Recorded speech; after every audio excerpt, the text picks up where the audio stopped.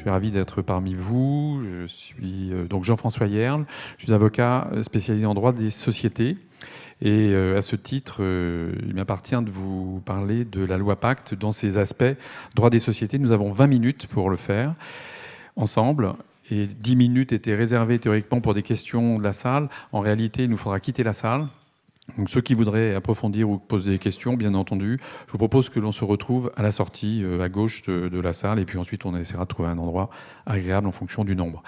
Donc voilà, les points clés de la loi Pacte en matière de RSE. La loi Pacte est une loi qui a posé une question, plus exactement une affirmation, et cette affirmation, elle n'est pas reprise dans les textes que nous allons examiner, mais je crois que c'est une bonne formule pour inaugurer, lancer cette animation, puisque c'est la place repensée des entreprises dans la société. C'est assez ambitieux, et c'est le titre dans la loi, le titre du paragraphe qui a prévu de modifier des articles du Code civil que nous allons observer ensemble. Donc, repenser la place des entreprises dans la société. Vous allez voir que tout de suite, on a une petite difficulté. Là, la société, c'est la société en général, hein, c'est les caractères, ce qu'on appelle le sociétal en RSE. On va parler de droit des sociétés. Donc, petit rappel, le droit des sociétés, c'est le droit des structures juridiques que l'on nomme société. Vous observez qu'il y a une petite contradiction entre entreprise et société. C'est un débat un peu de spécialistes, mais en fait, on va considérer qu'il y a une sorte... La loi a considéré que les deux mots se valaient. En réalité, ce n'est pas tout à fait le cas, mais c'est comme ça. Nous allons parler plus précisément de l'intérêt social élargi. On va voir ensemble comment, et vous avez sans doute déjà entendu parler de ce débat puisque ça a été animé, et notamment avec des articles dans la presse nationale. Nous allons parler de raison d'être et de société à mission. Alors, petit rappel quand même, la loi Pacte, c'est beaucoup d'autres choses. Pour le droit des sociétés, c'est encore d'autres choses que les seuls 3 points que nous verrons. Nous avons 20 minutes, nous ne pouvons pas consacrer beaucoup plus de temps à regarder ce qui a été fait, notamment sur une nouvelle structure juridique qui est Fonds de pérennité, qui est une structure de transmission de capital qui peut faire penser par ses objectifs à la RSE.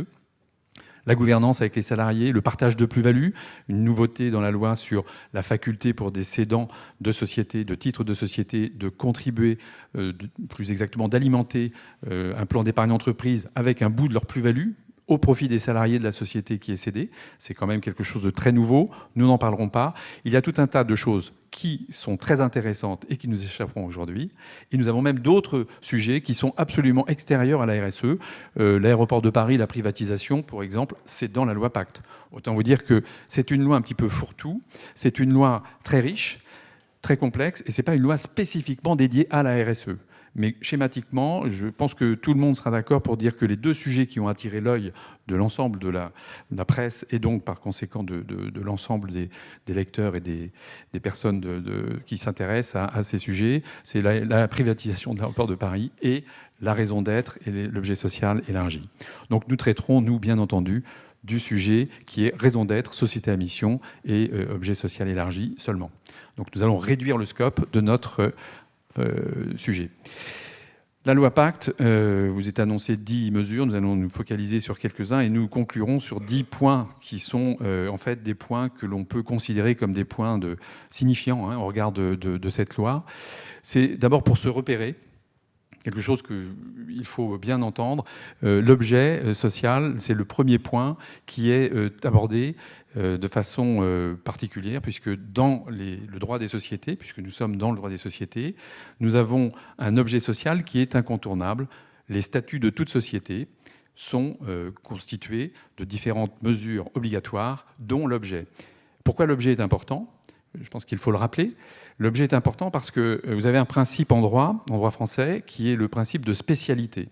Les personnes morales, que ce soit des sociétés, des associations ou toute autre entité, un GIE par exemple, doit avoir un objet précis. Nous pouvons, nous, personnes physiques, exercer toutes les activités dès lors qu'éventuellement il y a des réglementations qui sont prévues, mais que l'on dispose par exemple des diplômes pour être médecin, notaire, coiffeur, voilà.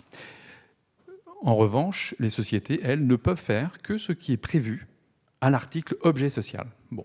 Donc ça, c'est quelque chose qui est contractuel. On écrit, quand on constitue une société, les statuts, et on écrit ce que l'on va faire. La particularité, c'est que cet article, qui est obligatoirement prévu dans tous les statuts, permet à la société de faire des choses. Elle permet, et elle n'oblige pas, donc on peut écrire des choses qu'on ne fera pas. Et a été ajouté un dispositif qui va s'appliquer à toutes les sociétés. Que l'on ait écrit quelque chose de différent de l'une à l'autre, c'est normal, mais toutes seront concernées. Et donc, c'est l'intérêt social élargi, nous allons y revenir. Ça, c'est le premier niveau. Un niveau qui est impératif. Toutes les sociétés sont concernées. C'est quelque chose d'assez important, puisque ce sont des dispositions qui ne sont que très rarement modifiées, le Code civil. Et donc là, nous avons quelque chose qui touche sans aucune intervention des associés, sans assemblée générale, sans volonté quoi que ce soit de la part des dirigeants, quelque chose qui a été modifié et qui s'applique à tout le monde. La deuxième chose qui a été prévue par la loi, c'est une chose facultative cette fois-ci, c'est la raison d'être. Le législateur a prévu dans un article 1835 de permettre aux sociétés qui le souhaitent d'insérer ce qui a été appelé la raison d'être. La raison d'être de la société. Alors, la particularité de ce dispositif, vous le comprenez, c'est que nous avons donc un objet social élargi obligatoire et une faculté, celle d'insérer une raison d'être. La loi ne dit pas ce qu'est une raison d'être. Elle dit simplement qu'on peut l'insérer dans les statuts. La raison d'être, ça résonne effectivement RSE, et surtout, ça résonne comme une faculté nouvelle qui est prévue par la loi, mais que certaines sociétés avaient par le passé déjà pratiquée. Parce qu'en réalité, rien n'interdisait à une société, commerciale ou civile, mais en général, on va voir, c'est plutôt les sociétés commerciales qui sont considérées comme étant visées, rien n'interdisait d'insérer une raison d'être. Ou plus exactement, rien n'interdisait à une société d'édicter, de rechercher une formulation pour dire quelle était sa raison d'être. Donc c'est une faculté, mais qui est en réalité une confirmation. Et c'est un peu curieux, finalement, qu'une loi permette quelque chose qui n'était pas interdit hier. Quel est le sens qui est derrière cette volonté? On observe avec ces deux articles sur lesquels nous allons revenir la volonté du législateur. C'est celle d'orienter vers quelque chose. Et en réalité, les auteurs qui commentent ces articles n'étaient pas tous d'accord sur l'opportunité d'insérer ces dispositions. Les juristes sont toujours un peu réticents aux nouveautés. Mais là, en l'occurrence, nous allons voir, il y a des réticences qui sont effectivement fondées sur la problématique de la définition. Mais sur l'opportunité, c'est la volonté du législateur, elle est tout à fait respectable en tant que telle. C'est une loi, c'est une volonté qui s'exprime. Et là, la volonté, c'est, premier point, d'insérer la RSE dans le contexte d'une vie sociale de chaque société, sans intervention contractuelle, sans intervention volontaire. C'est obligatoire. Donc finalement, avec ce premier article, qui est la base de la pyramide, on a la RSE qui entre automatiquement de plein pied, si je puis dire, dans l'activité des sociétés, puisque ça s'intègre à l'objet. Et puis on leur offre la faculté de compléter finalement ce dispositif avec un concept qui est un petit peu particulier sur lequel nous allons revenir. Donc ça, c'est les deux étages. Et nous avons un troisième étage qui est encore plus exigeant et qui est un étage là aussi facultatif. C'est la société à mission. Alors on entend d'ailleurs entreprise à mission. En fait, c'est un synonyme, mais la loi parle de société à mission. Ça sonne moins bien, mais c'est la réalité. Et donc, dans cette société à mission, c'est un troisième étage dans cette architecture qui, elle, cette société à mission ne concerne que les sociétés commerciales. Vous savez qu'il y a une grande division. Les sociétés sont civiles dès lors qu'elles ont la forme civile et une activité civile. Par exemple, les civiles immobilières, tout le monde a entendu parler des SCI. Donc là, nous sommes sur une activité civile. Une société qui fait commerce, donc industrielle, commerciale, d'achat, de revente, c'est une société commerciale. Tout le monde a entendu parler, bien sûr, de la SA, la société anonyme. La SAS, la SARL sont des sociétés commerciales. Et pour les sociétés commerciales seulement, nous avons donc la faculté d'introduire le concept de société à mission. Alors, il y a une coquille sur la slide, c'est l'article 210.10, je le vois à l'instant, qui devrait se retrouver tout en haut. Et donc, cet article 210.10 permet, on va le voir, à quelles conditions, à une société commerciale d'être une société à mission. Alors, repenser la place de la société, de l'entreprise dans la société, c'est une ambition assez importante que le législateur a affirmée. Et pourquoi, finalement, l'affirme-t-il en 2019, puisque la loi date de mai 2019 ? On peut dire que cette loi est sans doute une loi qui évoque un contexte sociétal particulier. Elle a été beaucoup discutée. Vous avez vu qu'il y a eu des allers-retours, notamment entre le Sénat et l'Assemblée nationale. Le Sénat a supprimé, dans la dernière version, lors de la lecture de la loi, tout l'article qui modifiait l'objet social élargi. Pour quelle raison ? Parce que plutôt que de modifier ce qui était déjà une volonté de l'Assemblée nationale, ils ont préféré tout supprimer en disant bon, on aura tort à la fin, et c'est le cas, puisque le fait est que c'est toujours l'Assemblée nationale qui finit par l'emporter dans le processus législatif en l'état actuel des textes, mais c'était une volonté de dire non, nous ne souhaitons pas élargir quelque chose qui nous semble trop dangereux pour les chefs d'entreprise. Et donc, on va voir les imperfections ou, disons, les questions que ces textes posent rapidement. Mais ça a été une loi très contestée, très discutée. Les juristes ont dit pour certains qu'elle était inutile. Néanmoins, on peut considérer qu'elle rencontre aujourd'hui une attente. Il suffit de lire les articles de journaux de la presse économique pour voir tous les jours des articles qui font référence indirectement. Votre présence aujourd'hui, l'événement d'aujourd'hui en témoigne également. Et donc, il y a une évolution de la société. Et le but du législateur, derrière le gouvernement, c'est de réconcilier finalement tout ça, de faire en sorte que l'entreprise, qui est l'endroit où se produit la richesse et qui a des externalités, selon le vocable RSE, sociales ou environnementales, qui peuvent être négatives, eh bien, il faut que ces externalités soient prises en compte dans le cadre de l'activité. Et c'est la volonté de faire que ce soit la chose partagée, finalement, que les objectifs de la RSE soient partagés par les acteurs premiers qui créent la richesse et qui, à l'occasion de la création de richesse, peuvent soit apporter des externalités négatives, concrètement des pollutions ou des contraintes environnementales, ou, sur le plan social, avoir des demandes qui ne sont pas nécessairement conformes à l'intérêt général, qui est quand même l'objectif ultime de la RSE. Donc, la modification de 1833 du Code civil, avec l'objet social élargi, on peut dire que si on se situe dans une notion d'approche RSE qui n'est pas prononcée, le mot et les termes ne sont pas prononcés, ne sont pas édictés dans la loi, donc c'est une interprétation, si vous voulez, mais qui est générale, ça suppose que finalement, aujourd'hui, toute société se pose des questions propres à la RSE. Les parties prenantes, quelles sont mes parties prenantes ? Hier, un chef d'entreprise à la tête d'une société commerciale se posait nécessairement la question de quels sont mes clients, quels sont mes fournisseurs, évidemment. Mais la notion de partie prenante, en commençant par les salariés, par les collectivités, par même les concurrents, les conseils, en fait, c'est d'identifier l'environnement qui est immédiatement proche de la société dans son activité. Donc la démarche RSE a du sens, et elle doit être au cœur de la création de valeur. Ça, c'est un point qui est propre à la RSE. Et finalement, il n'y a rien de plus propre à la création de valeur d'une société que d'être au cœur de son objet. Donc on a bien cette relation assez intime.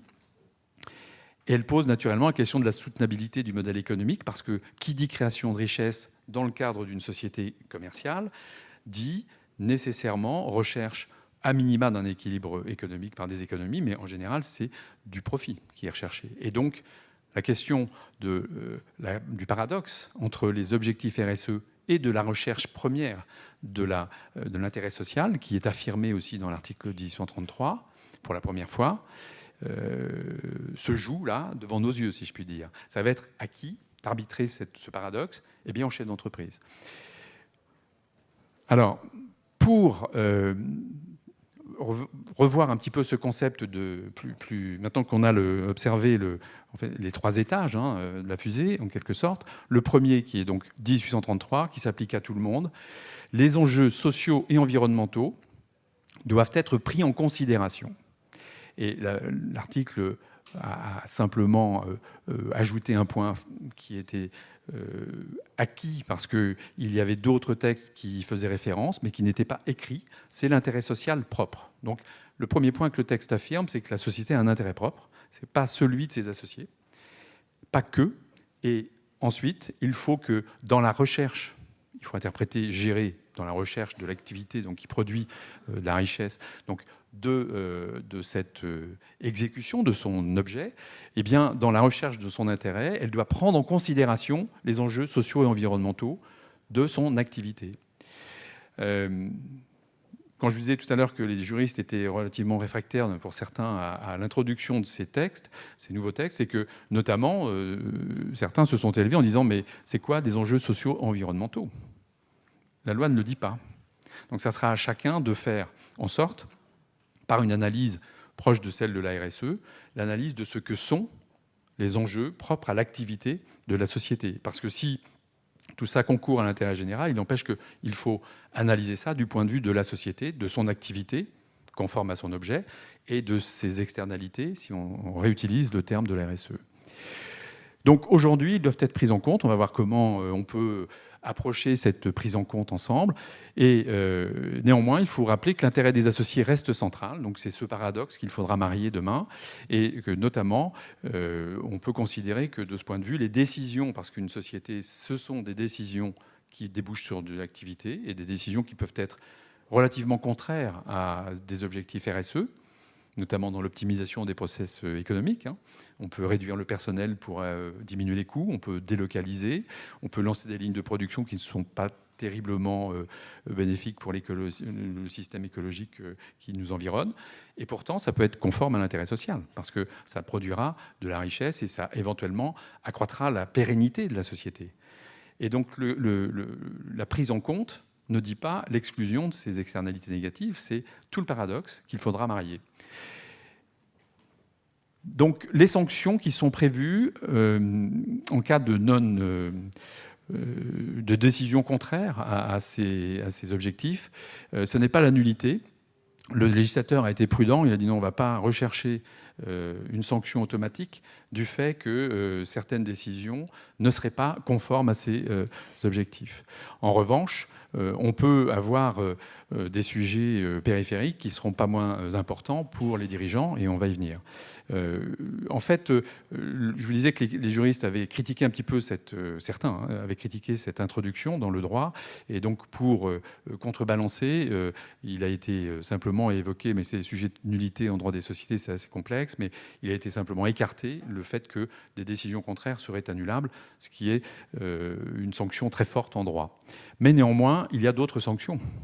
Il y a d'autres sanctions qui sont envisageables. Ce n'est pas parce qu'on a écarté la nullité que finalement on peut faire n'importe quoi. Et donc les sanctions auxquelles on peut penser, c'est bien sûr la responsabilité des dirigeants. Si je suis dirigeant et que je ne fais pas quelque chose conforme à l'objet, je viole les statuts et je ne suis pas très à l'aise si on vient me demander des comptes, soit des associés, soit éventuellement des tiers. Alors, il y a des règles qui régissent la mise en cause de la responsabilité des dirigeants, mais les premiers concernés seront éventuellement les associés qui pourraient dire à un dirigeant, mais finalement, les décisions qui ont été prises ne sont pas conformes à l'intérêt social parce que soit vous aurez fait un investissement qui aura été trop conséquent pour gérer les externalités de la société, soit à l'inverse, vous les aurez oubliés au passage. Et dans ce cas-là, les deux points seraient critiquables.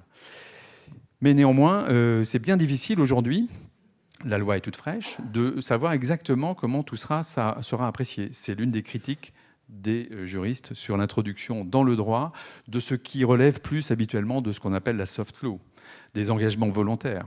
Là, on est de plein pied dans le droit et pas de façon minoritaire, puisque ça concerne toutes les sociétés. D'un trait de plume, le législateur a visé tout le monde. Ce qui fait que toutes les sociétés sont concernées par cette réflexion. Quels sont véritablement les objectifs de la loi en la matière? Les tribunaux seront là pour les interpréter. Et comment faut-il faire pour les atteindre? Il n'y a pas de baguette magique. Et on va ensemble regarder comment peut-être on peut se prémunir demain si on est dirigeant. Avec un autre sujet sur la responsabilité, c'est celle des associés. Alors, Dans les sociétés que je vous ai citées tout à l'heure, la forme SA, SAS, SARL, la particularité, c'est qu'on appelle ça des sociétés à responsabilité limitée pour les associés. Je ne risque que ce que je mets en capital.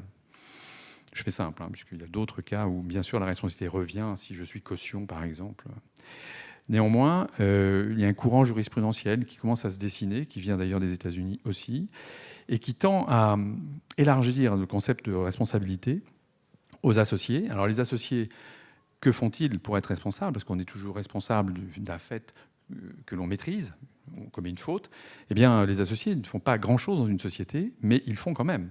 Ils nomment les dirigeants, ils votent, ils orientent, ils valident des orientations stratégiques qu'un conseil d'administration ou un comité leur propose, et peuvent, à cette occasion, demain, peut-être voir leurs responsabilités engagées si les objectifs de la loi ne sont pas atteints, parce qu'on aura décidé de valider un peu trop légèrement telle ou telle politique. Ce sont des sujets avec 3 points de suspension, mais ce sont des sujets qui, pour nous, juristes, sont importants. Alors, que faire? Que faire dans ce contexte? Eh bien, le comportement d'un dirigeant, en général, c'est d'être prudent et diligent. Prudent et diligent, ça veut dire quoi? Diligent, bien sûr, il faut faire les choses en temps et en heure, mais on va voir que ce n'est pas suffisant. Et prudent, décider, oui, mais décider pas n'importe comment. Et c'est dans la décision, c'est dans la prise de décision que finalement, on peut sans doute relever une source de solution à ces problèmes que l'on évoque sur que veut exactement, que recherche la loi. Et donc c'est sans doute documenter toute décision qui sera prise. Documenter, c'est quoi? C'est avant de dire oui, j'investis ou oui, je désinvestis, et c'est avoir un dossier solide avec notamment des études d'impact sur l'environnement. Si j'ai des opérations d'investissement qui concernent de la production et éventuellement des sources potentielles de nuisances, il faut que je mesure et que j'analyse finalement comment je vais corriger les aspects négatifs de cet investissement. Et donc prendre en compte dès le départ, c'est pas intuitif. Il faut que ce soit construit et accompagné. Et pour des questions de responsabilité, parce qu'on est sur le chemin de la responsabilité, là, si un jour on me demande des comptes parce que j'ai décidé ceci ou cela, il faut que je puisse démontrer que j'ai fait effectivement ceci et cela en termes de précaution, d'où la nécessité de documenter. Et adopter un processus décisionnel qui permette a posteriori de vérifier que j'ai bien documenté et j'ai bien cherché à prendre en compte ces sujets environnementaux et sociaux que sont évidemment les problématiques de pollution, par exemple, ou l'impact sur les salariés de tel ou tel changement, de tel ou tel process. Et donc, sans doute faire ceci, et également s'inspirer des principes de RSE, de soft law, parce que ces principes n'ont pas vocation à être oubliés, simplement, ils ne sont pas connus de ceux qui ne s'y intéressaient pas. Vous savez que la RSE, elle est obligatoire qu'à partir de certains seuils pour les grandes entreprises, et que pour toutes celles qui sont infraseuils, rien n'était prévu.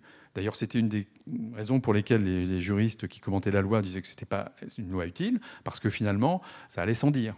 Quand on poursuit un objectif, l'objet social, on fait attention aux externalités négatives, qu'elles soient sociales ou environnementales. Mais la loi le dit aujourd'hui. Et donc aujourd'hui, c'est une contrainte, mais c'est aussi une opportunité. Et donc pour transformer cette contrainte en opportunité, c'est d'engager un processus décisionnel en s'inspirant des principes de la RSE, qui est, par exemple, consiste à identifier ses parties prenantes, consiste à élargir sa gouvernance aux salariés, par exemple, donc des choses que la RSE permet, prévoit, préconise, recommande activement, et que, évidemment, le chef d'entreprise qui ne s'intéressait pas particulièrement à la RSE n'a pas nécessairement rencontré. Et donc aujourd'hui, c'est la RSE qui est venue à sa rencontre, si je puis dire. Voilà, donc ça, c'est le sujet objet social élargi pour tout le monde. Et si on est plus exigeant dans la recherche, finalement, de ces objectifs RSE, on s'intéresse au concept de la raison d'être. Alors, la raison d'être, c'est là aussi un petit mystère, parce que ça n'est pas du tout habituel pour les juristes que d'évoquer ce terme, et d'autant plus que la loi nous l'offre, mais ne le définit pas. Et donc, finalement, elle nous propose quelque chose. Si on veut s'en servir, il faudra à la fois décider de s'en servir, mais aussi décider comment s'en servir. Ce qui pose quand même série de questions. Donc on a de grands exemples, si je puis dire, de grandes sociétés qui ont commencé, qui ont démarré avec la définition. Donc deux exemples, Danone, bien sûr, et Michelin, promouvoir une mobilité responsable et durable. On a d'autres exemples, je ne vais pas les citer puisqu'on n'a pas trop le temps, mais on voit que là, les deux exemples sont assez courts. Alors, la loi dit que les statuts peuvent préciser cette raison d'être. Je l'indiquais tout à l'heure, d'autres sociétés, ou certaines sociétés, n'ont pas attendu 2019 pour la préciser. La loi nous dit que c'est possible de l'insérer dans les statuts, ok, mais de la même façon qu'hier, on peut ne pas l'insérer et la définir néanmoins. On peut décider de la définir et de la faire valider par une assemblée d'actionnaires ou d'associés sans modifier les statuts. Et pourquoi ces choix se posent aux chefs d'entreprise? C'est parce que demain, le fait de le proposer et de l'insérer dans les statuts peut avoir une conséquence. Si je le mets dans les statuts, moi, mon devoir en tant que dirigeant, c'est de respecter les statuts. Si je commets quelque chose qui est critiquable au regard de ce qui est mentionné dans la raison d'être, j'aurais violé les statuts. Ma responsabilité pourrait être engagée. Donc ça n'est absolument pas anodin. Ces choix, est-ce que je définis ou pas? En réalité, c'est doit-on définir plutôt que je définis, mais ça, c'est la loi ne dit pas qui définit. Et ensuite, comment fait-on et quand fait-on? Alors, ce que l'on peut indiquer également, c'est que c'est un exercice stratégique au sens de la stratégie des entreprises. C'est-à-dire que c'est un mot qui est parfois galvaudé, mais là, on est bien sur quelque chose de long terme qui va mobiliser les énergies de l'entreprise. Et donc, nécessairement, la raison d'être, c'est quelque chose, c'est un sujet que la direction générale doit s'approprier. Faut-il l'insérer? On a évoqué ce point. Des entreprises ont décidé de la définir, mais de la faire valider seulement en assemblée générale pour qu'elle ait une validité ou en tout cas plutôt une légitimité. Et donc tout ça va nécessairement poser aussi la question de qu'est-ce qu'une raison d'être. Quelques exemples, c'est peut-être une ambition. C'est quelque chose qui ressemble, alors certainement pas à un slogan, hein, mais c'est un peu plus riche. Et évidemment, c'est quelque chose qui va être analysé. Et je reviens sur le précédent point, qui est l'article 1835, qui va être analysé aussi avec le deuxième membre de la phrase. Si on décide de se fixer comme objectif de l'insérer dans les statuts, de suivre la loi, c'est d'affecter des moyens à la réalisation. Et donc là, la raison d'être, ça va rimer, si on décide de s'en emparer, avec moyens. Et là, si on affecte des moyens, il faudra que ce soit des moyens suffisants, sinon on commettra là aussi une faute. Et donc, la préconisation au plan juridique, ça sera de ne pas être trop précis sur la raison d'être, pas chiffré, peut-être même conditionné. Bref, il faudra faire quelque chose d'adapté à l'entreprise. Ensuite, ce qu'on va devoir envisager, c'est naturellement le processus de détermination de la raison d'être qui nécessite d'être un peu partagé, si je puis dire, mais chaque entreprise verra comment faire avec son existence et surtout ses habitudes de management là, et l'intention qu'aura la direction générale. Donc on n'aura pas nécessairement de sanctions en tant que telles, sauf pour la responsabilité des dirigeants, mais on peut avoir des sanctions également au-delà de la responsabilité juridique. Hein. On peut avoir des sanctions commerciales. Si j'ai une raison d'être et que mes clients voient que je ne la respecte pas, je pourrais être sanctionné commercialement. Et enfin, le dernier étage de la fusée, c'est la société à mission. Si je décide d'être société à mission, société commerciale, alors obligatoirement, il me faudra une raison d'être. Là, je ne suis plus dans le facultatif. Ce qui était facultatif devient obligatoire. Donc, ce sont les benefit corporations qui sont des sociétés de droit américain. Et donc, l'inspiration est très clairement de concourir à l'intérêt général au travers d'un statut spécifique avec la recherche de ces objectifs qui seront à la fois, en regard d'une raison d'être, conforme, mais également une mission, c'est-à-dire un ou plusieurs objectifs sociaux et environnementaux. Donc là, on dépasse le SS, on est sur aussi l'environnemental, que la société se donne pour mission de poursuivre dans le cadre de son activité. La loi ne dit pas quels seront non plus ces objectifs, ce sera à chaque société de le définir. Et il y aura un processus de vérification qui suppose que cette labellisation, finalement, qui pourra faire l'objet d'une communication au greffe du tribunal de commerce parce que la société pourra communiquer et aura officiellement ce statut qui viendra s'ajouter à celui de société par action simplifiée, par exemple, ou SARL, sera communiqué au tiers. La particularité, c'est qu'aujourd'hui, ça n'est pas encore possible. Et quand je dis aujourd'hui, j'ai vérifié le JO ce matin. A priori, ça n'est pas publié parce qu'on attend un décret pour savoir comment on pourra faire pour se déclarer société à mission officiellement. Et ça, c'est quelque chose qui va être très, très rapidement publié. Voilà. Et donc, le contrôle interne, rapidement, c'est un contrôle avec un comité de mission qui va être chargé de vérifier l'atteinte des objectifs. Une personne pourra le constituer si on a moins de 50 salariés. Et également un contrôle externe, et c'est là où on attend l'avis du décret, pour savoir qui pourra être l'organisme tiers indépendant qui fera un rapport, en plus de celui du comité, pour vérifier, ou en tout cas pour donner son avis sur l'atteinte des objectifs. Donc, le manquement, si on n'est pas correctement jugé par ces contrôleurs et qu'on a des manquements en termes de non-atteinte des objectifs, on peut se voir retirer le label de société à mission, la qualité, ce qui peut poser des questions, des problèmes commerciaux, bien sûr. Et donc, en conclusion provisoire, la loi offre de nouvelles opportunités d'action, mais source de contraintes. Et donc, pour tout dirigeant, ça appelle quand même à une interrogation sur la façon de procéder. Et donc, quelques points me semblent être possibles à évoquer. C'est faire un point sur la société, sur le groupe, parce que c'est encore plus compliqué lorsqu'on est au sein d'un groupe. Faire des choix, les expliquer, communiquer, s'y tenir, parce que, évidemment, des choix, c'est affecter des moyens dans la durée. Et ensuite, évidemment, les réviser régulièrement. Voilà, donc je vous remercie pour votre attention. J'ai essayé de ne pas trop dépasser. Je crois qu'on y est arrivé.